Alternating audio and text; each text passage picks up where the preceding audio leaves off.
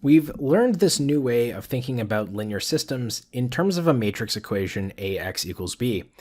Now, we want to see if we can use that paradigm to help us study and solve linear systems.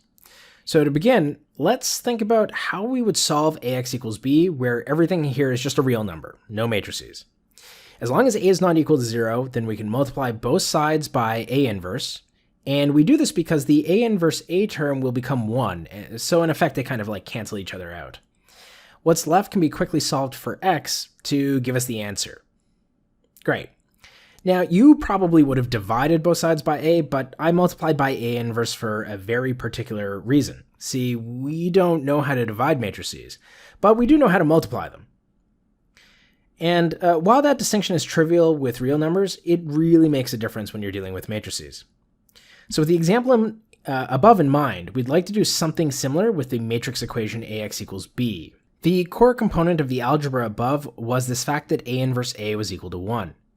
So we need two things. We need a matrix version of the number 1. That is, a matrix which does not affect the product when we multiply by it.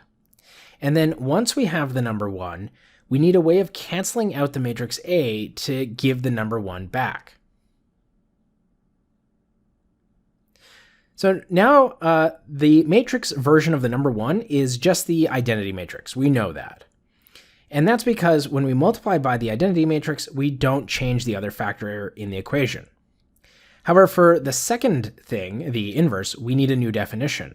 So if A is a square matrix, and it has to be a square matrix, then it is invertible if we can find another matrix, which we will call A to the power of -1, such that when we multiply A to the -1 in A, we get the identity matrix. And importantly, we must get the identity matrix regardless of the order. Now, if that A inverse matrix exists, we call it the inverse of A. All right, matrix multiplication is already hard, so how the heck are we going to compute whatever this inverse matrix should be? Well, to start out, let's write A inverse in terms of its columns. Here, each of the CIs is one of these n by 1 column vectors.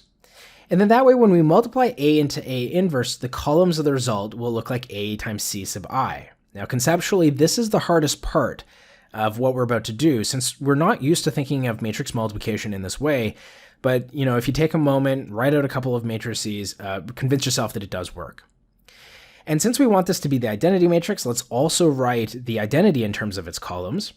And here, the E sub i's are the standard basis vectors. So they have a 1 in the ith row and 0 everywhere else. Now these are equal to each other, so let's write that down.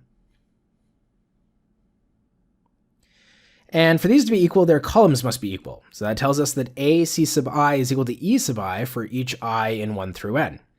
Or, alternatively, we can say that the C sub i's are the solutions to AX equals EI for every I.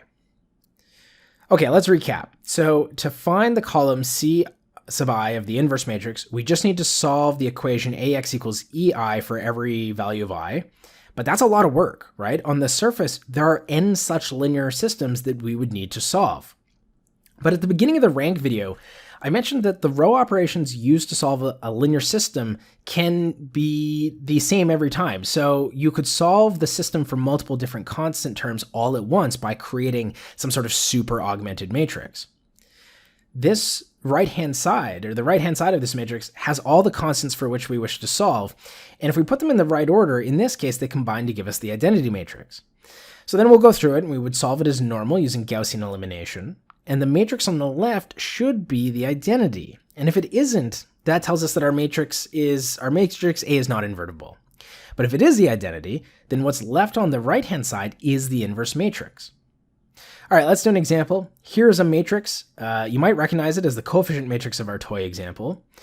Let's augment it with an identity matrix and row reduce. Now, this would be a good time for you to pause the video and work this out on your own if you want some more row reduction practice.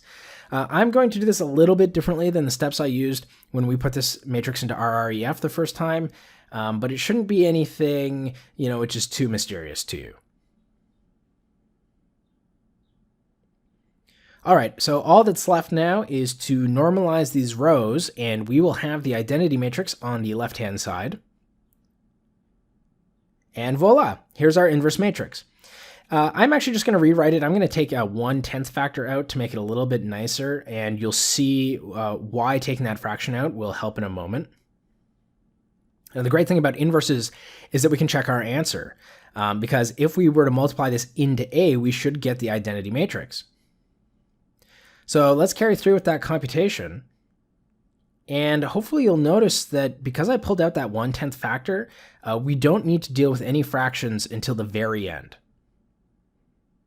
And yep, there we go. We got the identity matrix out. So this is indeed the inverse.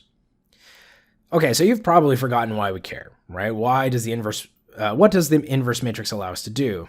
To show you, let's do an example. Let's solve our toy system, since we've conveniently already found the inverse of its coefficient matrix. I'm just going to quickly recall that we can write this as a linear system, or write this linear system as a matrix equation, with A and B being what they should. And the bit of algebra I'm about to do is going to mirror what I did at the beginning of the video, but it doesn't depend on the particulars of this example, okay? It's always going to work as long as the inverse matrix exists. So let's multiply both sides of AX equals B with the inverse matrix. And when we do this, A inverse A becomes the identity matrix, right? Which doesn't do anything when we multiply it into the X vector. So what we're left with is X equals A inverse B, and we've solved for X. Going to our specific example, we know what A inverse is and we know what B is, so let's just do the multiplication. And again, notice that pulling that 1/10 out means that the fractions have been left all until the very end, which is great. And so we get an answer of 1/1/2, which we already knew, but this time we were able to solve it without doing any sort of row reduction. So inverse matrices allow us to solve linear systems just using matrix multiplication, and that's why they're powerful.